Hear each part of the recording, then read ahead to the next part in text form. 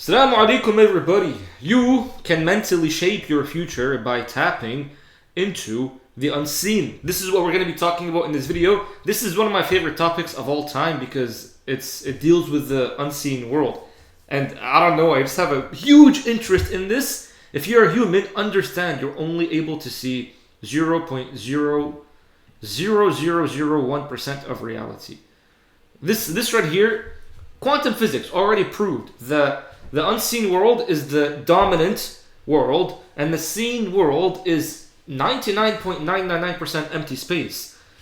When I learned this, by the way, when I learned this back then, that's when I realized I was like, you know what? Like, that's it. Everything in the Quran is all true because the Quran deals a lot with the unseen world. And this is what we're going to be discussing today. How do you mentally change your future through the unseen world? This implies, by the way, that there are laws in the unseen world that if you knew these laws and you played with these laws, it'll work. Just like gravity. I have a receipt, I drop it, it fell. Because there is a law in the physical world that states this is supposed to be falling. So reality has multiple dimensions. The Quran speaks of two worlds. He is the knower of the unseen and the seen. So the seen world is your current life. That's the world of matter. But is this world of matter the cause or the effect? Well, again, according to quantum physics, we know that this is the effect. This means that there's supposed to be a cause behind this effect. And through quantum physics, if you actually get down to the atom and get down deeper than the atom, you will find that everything is made from tiny strings of energy. Everything. Which means your body, me, everything, like the water bottle, the receipt, is all made up of one thing. All of it. This means that everything is connected. And the unseen world is the layer of reality behind it. That's the unseen world. So humans are only able to perceive a thin slice of it. So we're only able to see the 3D world and linear time. But 4D world is the world beyond the 3D world, beyond the seen world, and the world beyond matter. So this means, by the way, once you understand the cause of the seen world, which is the tiny strings of energy, and you're able to know how to manipulate that, that means you can change matter entirely. And you might be hearing everything I'm saying and you'll just be like, oh man, this seems like pure shirk. I'm telling you right now, this is by far the furthest thing from shirk. This right here, the furthest thing from shirk. Past, present, and future, allegedly they exist simultaneously in a fourth dimension, and that's the 4D world, and that's the unseen world. So by the way, I once learned from a good friend of mine when I was getting deep into this stuff. He told me that you can actually change your past. And this is just an extra tip that I wanted to give. You can actually change your past, and the way you change your past is by changing the way you feel about the past. Why? Because if everything exists right now, simultaneously, the past, present, and future, that means if I just change, and if everything is made out of energy, that means if I just change the way I feel about the past, then that's it, is completely different. Because it only exists in the brain. So then if I change what's within the brain, I change what happened. This might seem like it's a hard concept to grasp, but the more you get deeper into this rabbit hole, the more you'll understand, like, this is actually, like, this makes a lot of sense. So most people, they live trapped in the seen world, sadly. You're always reacting to the seen world. You're always fearing the seen world. So many people are actually worshipping the seen world. Something happens, and immediately they're so worried. They see a bill, and the bill gives them an emotional reaction, which is very sad, by the way. You might say it's heartless to think that that's sad, but things that happen on the outside, it gives you a strong emotional reaction. And that's fine. That's fine. But if there are some small things, like an example of a bill that's giving you an emotional reaction, that means you're giving too much power to that, and you're allowing that to play with the cause. And this is just foreshadowing. The Quran calls the believers, tells them to look beyond the seen world, to the dimension where your future already exists in the potential, which is the unseen world. Allah says He has given you all that you asked for in an ayah in the Quran. I used to hear this ayah and I would be like, what does it mean that Allah gave me all that I asked for? Until I realized that the Quran addresses Your nafs. Quran addresses the unseen part of you. Quran is not addressing this body right here. Quran is addressing the cause behind everything. And what's the cause behind everything? The unseen world. Consciousness. Energy. In consciousness, in the world of energy, you already have everything. And again, this has been proven through quantum physics. You right now have access to anything that you want. The beautiful job that you want, the spouse that you want, the house that you want, the money that you want, the freedom that you want, anything that you want. You have access to it right this moment, right now. So the moment that you change your energy inside, you're able to access the thing that you've been wanting the whole time. That's what Allah says. Anything you're going to ask for, everything you're asking for, you're already given. And the moment that you realize you already have it is the moment that it comes to you. That's the moment that it comes to you. Your inner state is the bridge between these realms. Your inner state. And the proof again is Qur'anic when Allah says, Allah will not change the condition of a people till they change what's within themselves. Your nafs. The nafs. The nafs is a big deal in the Quran. So Allah doesn't say not after you change, not if the world helps you, but when you change what's inside, the outside is going to follow. This is a divine law. And this is the Quranic doorway into the unseen, which is the nafs. So the Quran never once says to change your circumstance. If your life is bad, Allah never tells you to go and fix your life. Which is like, this is a huge thing right here. That's why Rumi says, he was like, I was yesterday I was brave or smart, so I wanted to change the world. Today I'm wise, so I'm changing myself. Because the moment that you change yourself, you change the world. That's the greatest realization or lesson that I learned myself. The moment that you change inside, you change the outside. Allah says, and in yourselves will you not then reflect? وَفِي أَنفُسِكُمْ أَفَلَا تُبْصِرُونَ. Allah wants you to look deep within. I was DMing a brother and he was telling me, he's like, brother, I did everything you're telling me. I started trying to manifest the beautiful things that I want, and I started imagining myself, but it didn't happen. And I told him, you need to be vigilant. You need to be vigilant on what's happening in the inner world. Because if you have doubts inside you, those are weeds that are going to be ruining the seed that you've been planting. If every single time, I'm going ahead of myself, but if you start feeling the feeling of the thing happening before it happens, and then you keep going back and checking if it happened on the outside world, and you're falling into doubts, you're ruining it. You're ruining it. Because now you're feeling something else in the inner world. That's why be very, very vigilant on what's happening in your inner world. Because the inner world is where the unseen begins its movement towards the seen. So every thought that you water, every emotion that you cultivate, every assumption you allow to live inside you becomes a seed in the unseen. So right now, let's just say I changed my nafs. And now my nafs is good, rich nafs. If I keep going back into the seen world and I'm like, did I become rich yet? Did I become rich yet? And it didn't happen yet because it takes time. Allah says that the creation part takes time. It'll take time. That's why Allah created the heavens and the earth in 6 days. Allah could have done it just like that. He's the divine. So why did He do it in 6 days? Is to tell you there are laws that Allah will not change. Sunnatullah, Allah will not change it. The way of Allah, the laws of Allah, Allah will not change it. So if you keep going back and you keep digging up the seed and you open it and see if it grew, you're ruining the seed and you got to put it back and water it once again. How do you water it? That's what we're going to be talking about in this video right here. So the Quran's law is very, very clear. As for he who purifies his nafs, he will be successful. Allah Himself tells you to purify. Purify, purify, purify. Do tazkiyah. Purification here is tazkiyah. The more that you do tazkiyah on your nafs, the more that the outside starts changing to the better. Again, this is a divine law. This means, by the way,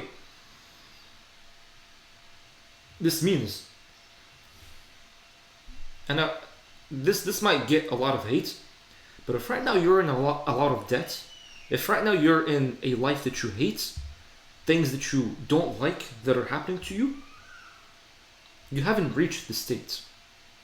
You really have not reached this state. And I'll explain why, because I know some of you guys are going to be like, you're telling me the people that are suffering, it's all their fault? Keep watching, I'll tell you the truth behind it. Their little boy's going to be crying downstairs, but that's okay. But you haven't reached the state. That's why Allah says, Ati zakat. Ati zakat, the word ati in the Quran means to reach. Because anytime you see the word ata, it means to reach, to arrive. So Allah's telling you, reach this state of tazkiyah. So if you haven't, and if Allah says that when you do tazkiyah, you succeed, if you haven't succeeded, the words of Allah are all true. So that means you haven't done tazkiyah. So how do you do tazkiyah? Tazkiyah is always linked to salat in the Quran. And salat in the Quran is dhikr. That's why Allah says, أَقِيمُ الصَّلَاةَ لِذِكْرِ. Establish prayer, salat, connection, in fact, for dhikr. And then in a different ayah in Surah Al-Ankabut, Allah says, وَلَذِكْرُ اللَّهِ أَكْبَرُ. And the dhikr of Allah is greater. Greater. So the whole point of salat is dhikr. And dhikr is remembrance. Where does remembrance happen? In the inner world, in your nafs. Dhikr happens in your nafs. And dhikr is what helps you feel the feeling before you see it on the outside.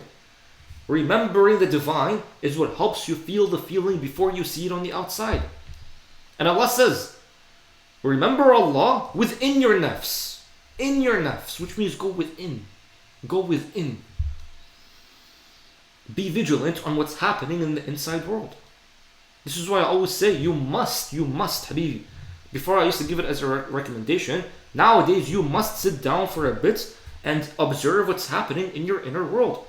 The more that you observe what's happening in the inner world, when you observe, you shed light on. Remember, nurun ala nur? You shed light on.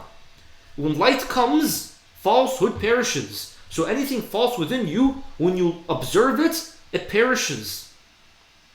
That's in the Quran. That when truth comes, falsehood perishes.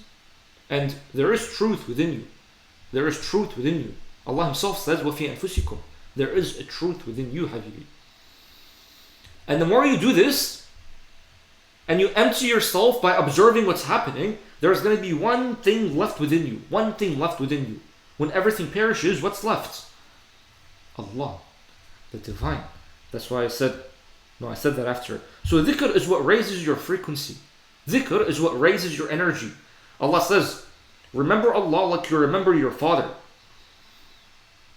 كَذِكْرِ آبَائِكُمْ, your parents. What does that mean? Does it mean that you're going to be sitting down and just say Allah, Allah, Allah? Could be. Could be. But you don't sit down and keep saying the name of your father, like, let's just say your father's name is Jasim. That's not my father's name, by the way. And you're just like Jasim, Jasim, Jasim, Jasim, Jasim. The way that you remember your father, and Allah told you, the way that you remember your father is by remembering who he is. What he did. How did he describe himself? How did he view himself? And Allah says, remember Allah like you remember your fathers, or greater than that. Or greater than that. More intense than that. Which means, meditate on the names of Allah. Meditate on the words of Allah. If your father gave you a message right now, texted you, like, you wouldn't want to go and read it to see what he said, to even remember him? Allah gave you an entire message, Qur'an. You going on the Qur'an, deciphering the Qur'an, understanding the Qur'an, using your brain to understand the Qur'an is a form of dhikr. And that in of itself will purify your heart. This will purify your heart. Whoever you are, by the way, whoever you are, Qur'an is not just a book for the Muslims. Qur'an is a book for all humanity. All humanity. And you meditating on this book, being with this book, I don't even want to call it a book, with the message of the divine, this will completely change who you are. It'll completely change who you are. And dhikr is alignment of the inner world. This means that when you align your heart, your inner world, with the divine, imagine how powerful you're going to become. How much more energy you're going to have when you're aligned with the divine. But instead what we do is that we worship the seen world. How often do you scroll? What are you doing when you're scrolling? Placing all your attention on the seen world. That's what you're doing. How often do you sit down and place your attention within? Especially when Allah Himself says He's closer to you than your jugular vein. He's very near. When they ask you about me, I am near. When Allah says all these things, wherever you place your attention, you'll see the face of Allah. If Allah is saying all these things to tell you that it's all within you, shouldn't that mean that you should be placing all your attention within? And be vigilant on what's happening within? Allah already made all possibilities. We talked about that, remember? In the previous video. And the analogy I gave is the city Qadr city example. I don't even know what I called it. Basically it means, imagine a city where Allah built everything already. There's nothing under construction. Everything's already built. So everything good is built, everything bad is built, and there's roads all over. It's a huge cities. You're not manifesting a future, you're just selecting it. So this is what I need you to understand before we move on to the next point. Now that you understand dhikr, you understand how to do tazkiyah by salat. And salat is dhikr, to purify your nafs. Now understand, for those of you that are going to come and tell me you can't manifest things, I'm not saying manifesting, I'm saying selecting.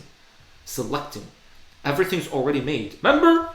Did you forget? Allah Himself says He has given you all that you asked for. Everything's already made. Everything you want is already here. So everything is already here in consciousness, in the unseen world. And I told you this has even been proven in quantum physics that everything is already here. All you're doing, however, is selecting. That's what you're doing. And that's the definition of qadr, by the way. Qadr, destiny. You think when I say everything is written, you're like, oh man, so I have no say? I just gotta go with the flow? No, everything is written. Whatever your inner state is, that's the bridge that you're moving towards. One change of direction, one change in your nafs will completely change the trajectory of your life. Right now, if I'm heading to a direction and I want to go somewhere, if I just change my direction a bit, I'll go completely somewhere different. Like think of an arrow. When I'm hitting an arrow I'm trying to hit the bullseye. If I just change my direction a minute amount, it's not gonna land in the place that I want. It's gonna land somewhere completely different. That's your nafs. Your nafs is the arrow. So you don't attract the future, you choose from futures that already exist. And how does this happen? So I told you the nafs is the vehicle. But what's the doorway? This happens in the mental state between sleeping and waking.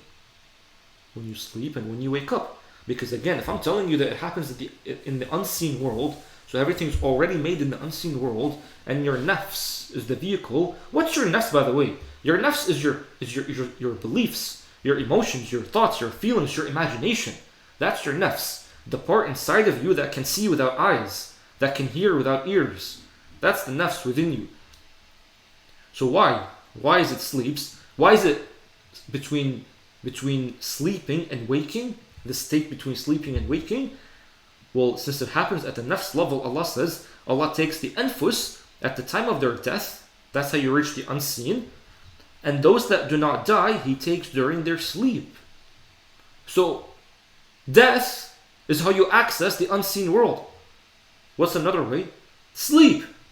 Those that do not die, He takes during their sleep.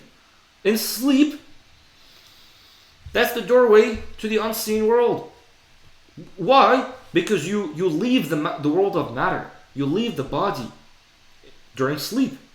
And the body is in the seen world. Do you understand what I'm saying? So this means that sleep is the portal. And the nafs is what's going through this portal. Which means the more you're in a state of dhikr, when you've cleansed yourself, the more peace that you're feeling. And when your nafs is at peace, you enter through the portal, which is sleep, in a peaceful state. And your outside world rearranges itself to match your state, which is peace. And this is what you experience in the seen world, which is Jannah. You start experiencing Jannah. on earth. يا أيتها النفس المطمئنة ارجعي إلى ربك راضية مرضية. And then enter my Jannah. It's not just during death. Because Allah says those that are not dead, Allah takes their soul during sleep. Sleep. Is it not so obvious yet? It's actually so obvious. When I learned this, an explosion happened in my brain, bro. Because I'm like, this is so obvious. This is so obvious. It's actually so beautiful. Now you're going to be asking me, if it's this easy, why are most people suffering? And I'll tell you why. I'll tell you exactly why most people are suffering. Well, the first reason is because society, institutions, religions, they suppress this knowledge to maintain control. That's the first thing. 99% of religions, bro, 99% of them, almost all institutions, the entire society suppresses this knowledge to maintain control. Do they do it on purpose? Honestly, bro, no, they don't. That's the sad part.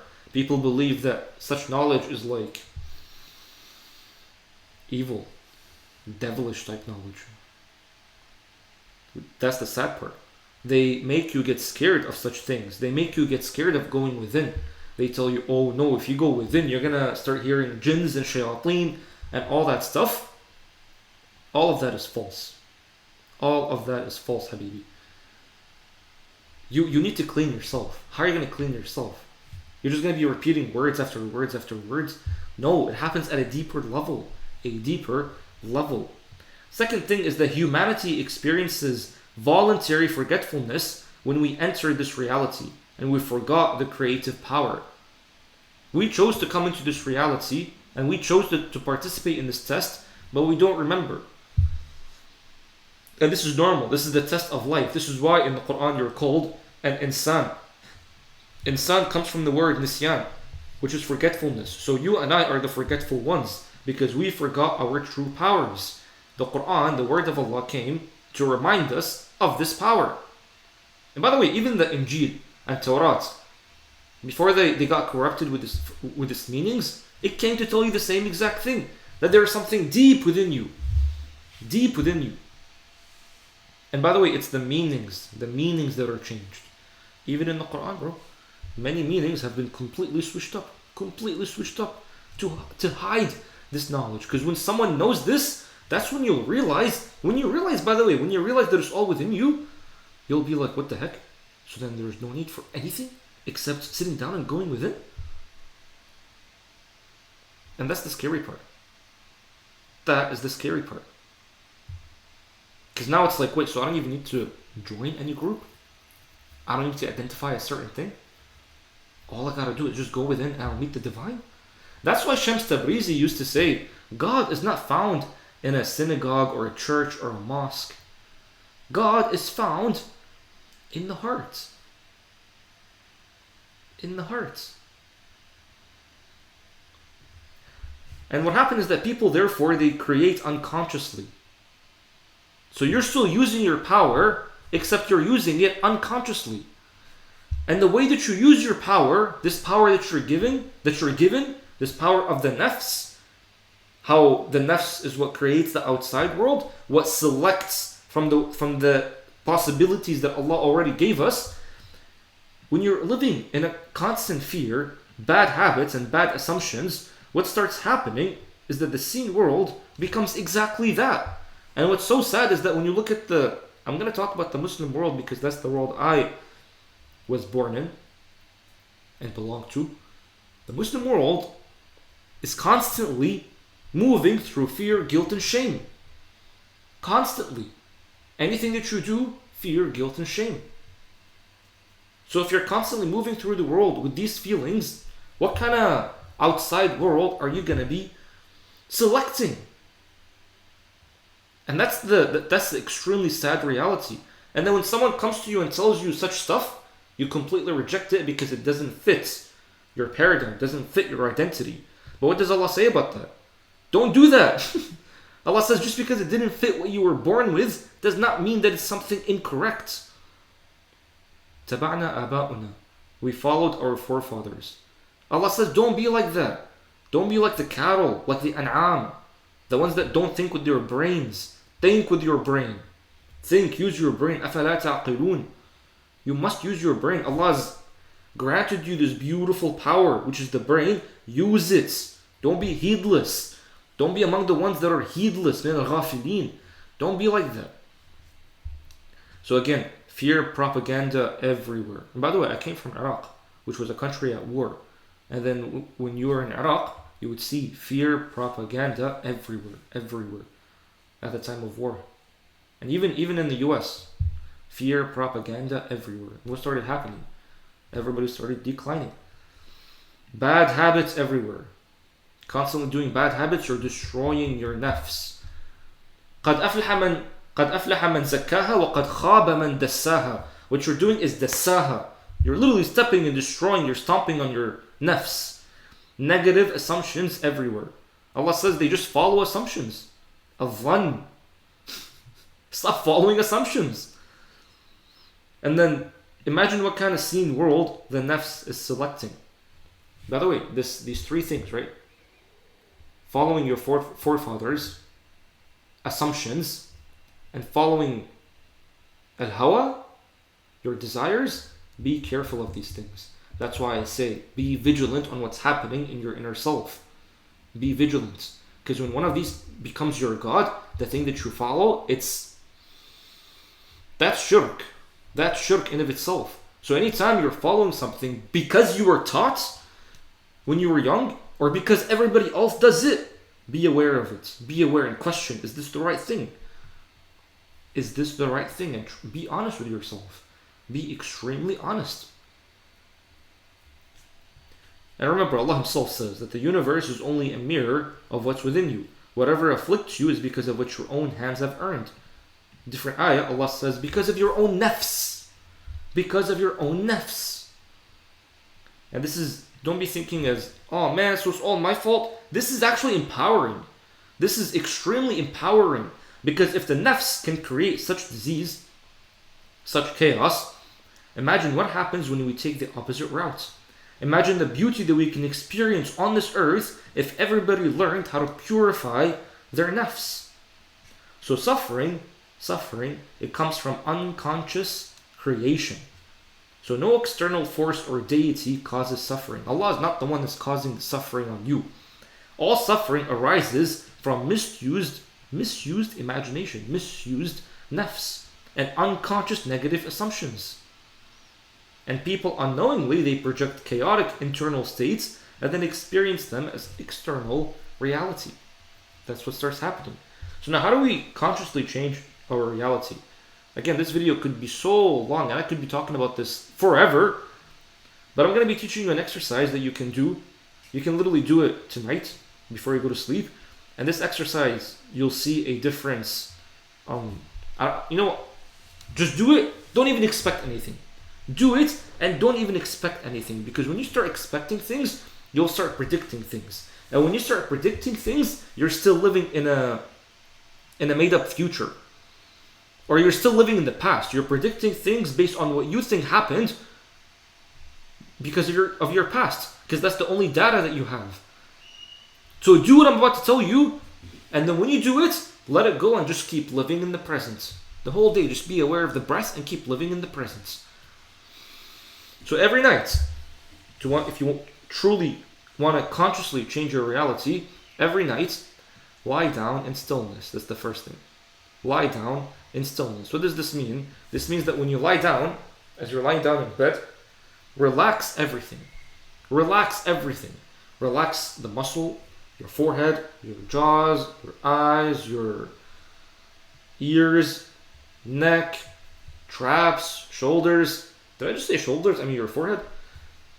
Chest, belly, butt, quads, feet, ankles, toes, fingers, everything. Relax everything consciously. Consciously scan your whole body and relax everything. Why? Because when you relax things, you get into a state of Islam, a state of surrender. Because what's the opposite of Islam? Resistance. Resistance. When you're resisting something. How do you resist something? Right now, if I'm like, I'm resisting. Do you know what I mean? I'm resisting. How do you relax? Let it go. Just let go of everything. And when you let go of things in your body, this is going to have an effect on your mind. What happens is that when your body changes, your mind changes.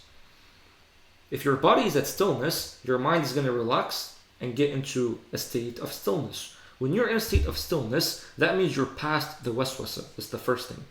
And what Allah says that waswasa happens at the sudur. What's the sudur? The chest, which is right here. So relax it. Relax it. You're going to be going past the conditioning and past the programming. So anytime like some thought comes up that says, what are you doing? Is this even correct? Just tells you anything.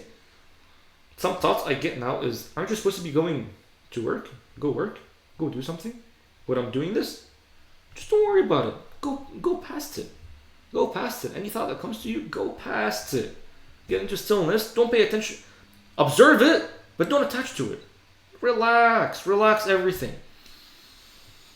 Now you're going to be just in touch with whatever that's left. The more you keep doing this, you're going to be observing it, letting it go. Like clouds.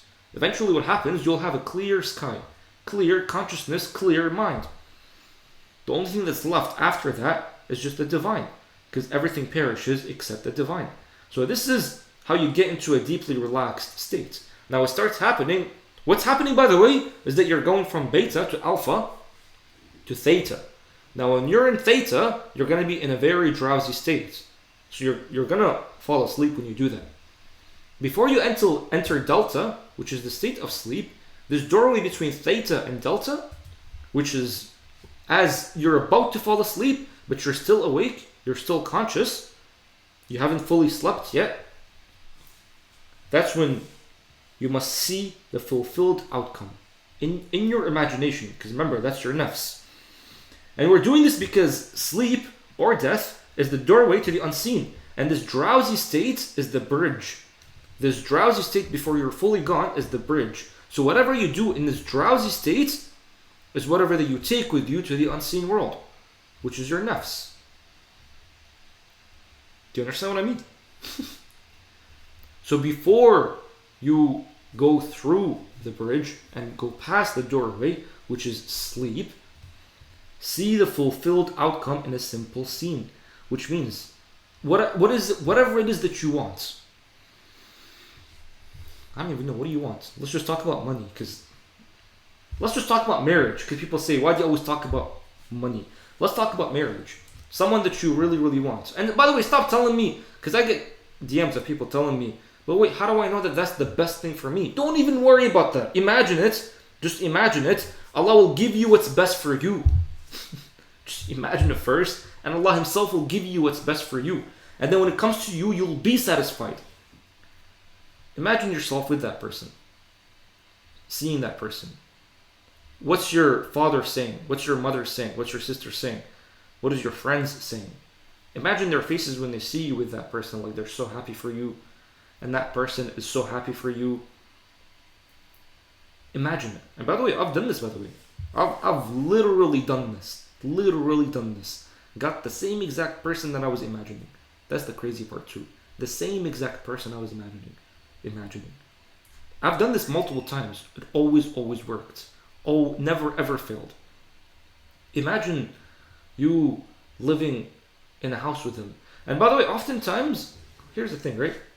Back then when I used to do this, I would imagine myself living in an apartment with this person, and we're so happy and stuff. Turned out that I got something way better than what I imagined. I got something that's way better than what I imagined. Just imagine yourself in a setting, like the environment, and their emotion, how you're feeling.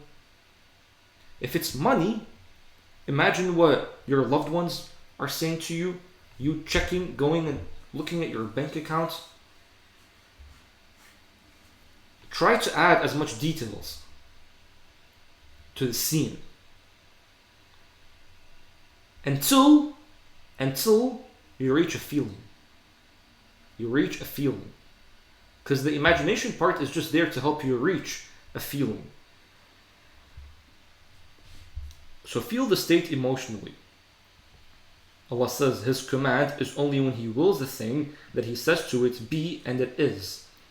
Be, kun, being is a feeling. It's embodying, which means embody first. Become first.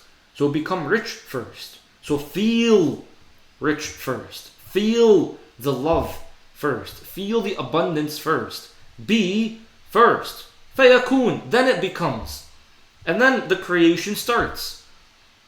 So if you're going to be telling me now, but now I feel like I'm lying to myself. Because now I'm feeling like I'm rich before I even have anything. And then I get all these doubts telling me, what are you even doing? If you got doubts, by the way, it means you haven't done this step properly. Because if you're in stillness, you should have already went past all the doubts. And by the way, this could take a week of you just trying this. Because in the beginning, your mind's going to be a bit like you won't be able to focus. And if you can't focus, it's because you scroll too much. You are too overstimulated. And if you feel like you're lying to yourself, understand that this right here is a devilish thought. I used to think this. I'm like, how do I feel gratitude before I got the thing? Like I feel like I'm lying to myself when I'm like saying thank you before I got the thing. I remember when I used to do that, I would be like, thank you, Allah, for this. But then I would be like, bro, I'm lying to myself. Something would come and tell me, what are you even saying? You don't even have that thing. That thing that's coming and telling you, you don't even have it. That's not even Allah, bro. So why are you listening to that? That's not even Allah. What does Allah say? Allah actually says the exact opposite. وَآتَاكُم مِّن كُلِّ مَا سَأَلْتُمُوهُ إِنَّا أَعْطَيْنَاكَ الْكَوْثَرَ. We've given you everything. We've given you abundance. Everything you've wanted, we've given it to you. That's what Allah says. And what does Allah also say? الشيطان يعدكم الفقر. Shaitan promises you poverty. Shaitan is the one that wants poverty for you. That's what Allah says. So who are you going to believe? Your brain? Like your thoughts? The waswasa? Or the divine? The words of the divine? Obviously I'm going to believe the divine and not the waswasa. Allah promises abundance, and Allah already gave you abundance. Remembering this helps you realize you're actually aligning yourself back to al-haq, the truth. This is the truth right here. Why? Because it came from the Quran. Another thing to do is, and this is if you've reached the state of yaqeen, of certainty, is if you just connect yourself to a name of Allah. So if you wholeheartedly believe that Allah is Ar-Razzaq, the one that gives rizq, and you have no doubt about Allah will give you anything that you ever ask for, just like Prophet Sulaiman, he said, رَبِّ اغْفِرْ لِي وَهَبْ لِي مُلْكًا لَا يَنْبَغِي لِأَحَدٍ مِّن بَعْدِي إِنَّكَ أَنْتَ الْوَهَّابُ. Grant me a kingdom that no one else will ever have except me. That's how much belief he had in the divine, that he can give him literally anything. If you have such belief, then you don't need to imagine. You can just go straight to the feeling. Straight to the feeling. How? By remembering the divine. That's how you do it. So instead of seeing the fulfilled outcome in a simple scene, you can feel the state emotionally immediately. How? By connecting yourself to the divine. Because understand, the qualities of Allah are already everything that you always wanted anyway. So if you want a spouse, what you really want is al-wadud, the most loving. That's what you want. Because you want love, you want the most loving. You want money, who do you really want? Al-Ghani, the one that's independent from everything. The one that's already abundant. If you want strength, who do you really want? Power. Al-Qawi, Al-Aziz, Al-Mateen, that's already Allah. So all the things that you want are already all qualities of the divine. So another thing to do is, instead of imagining the thing and then using the imagination to induce a feeling, you can just go straight to the divine, connect yourself to the divine, and feel the feeling. That's it. Then you should genuinely feel like you're already abundant. You should genuinely feel like you're already love and strength and power. You should be feeling that when you connect yourself to the divine. And then just fall asleep in that feeling. Let it go. The nafs went away. And then, that's the thing. And then, when it comes back, it'll come back with specific programming. Specific programming. As if now you know exactly what to do to reach that thing that you were feeling.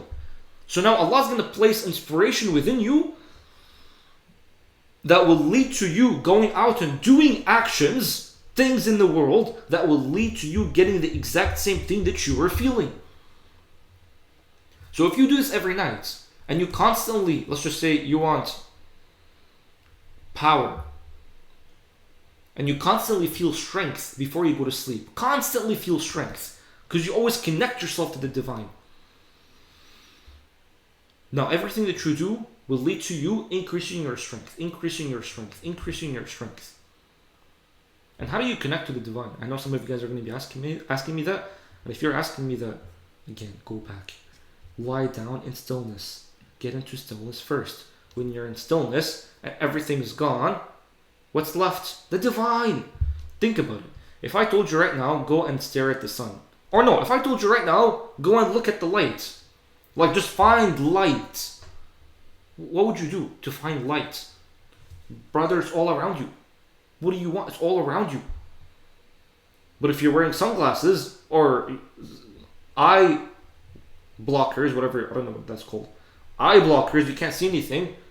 Well, what you're supposed to be doing, take it off. Now you can see it.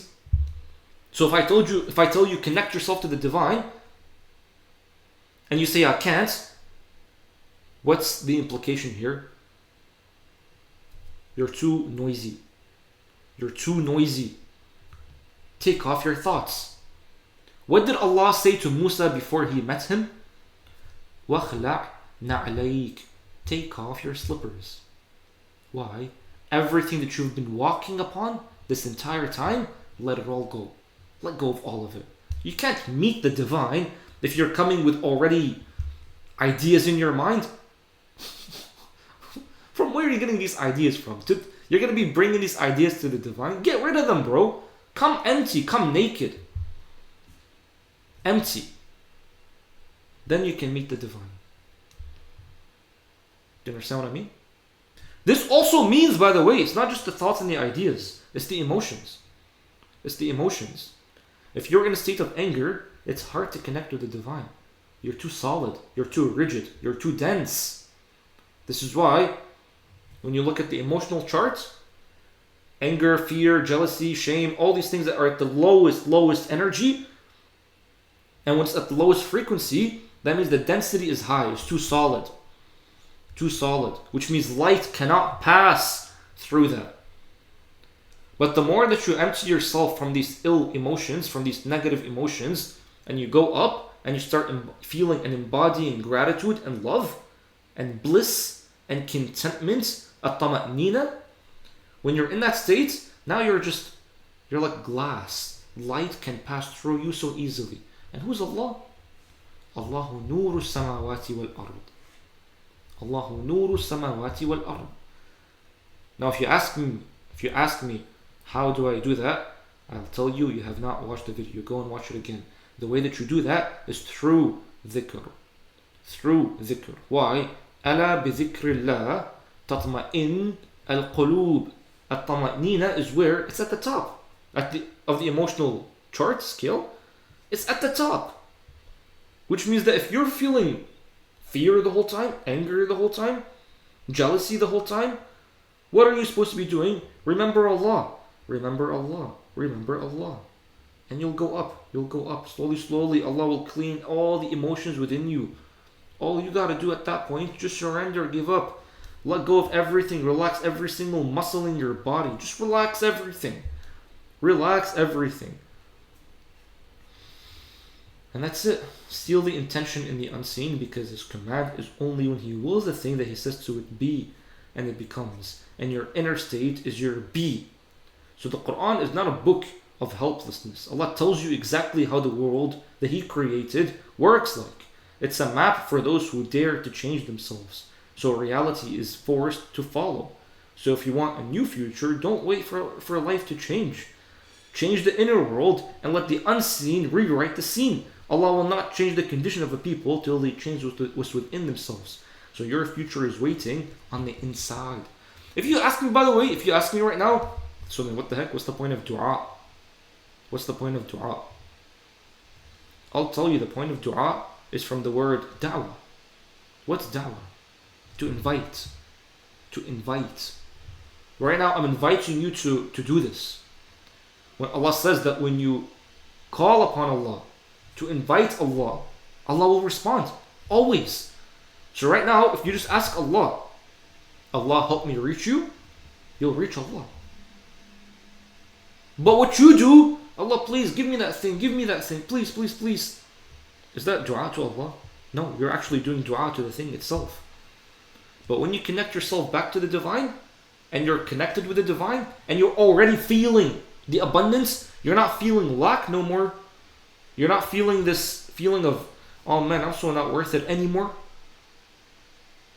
You're just feeling abundance, and you truly feel abundant because you're with the divine. Now it's all gonna come to you. It's all gonna come to you. But sadly, we have it completely backward. Completely backward, which is so sad. So sad. And you wonder why the shape of the Muslim nation is bad? It's because of this. It's because of this. The meanings have been completely changed. So I hope you see how much more empowering this is, how much more beautiful this is. I'm telling you, this completely changed my life. So I know, like 100%, this is going to change your life as well. Like, this is not an empty promise. Completely not an empty promise, because it came from the Quran itself. So if this was helpful, Habibi, just let me know.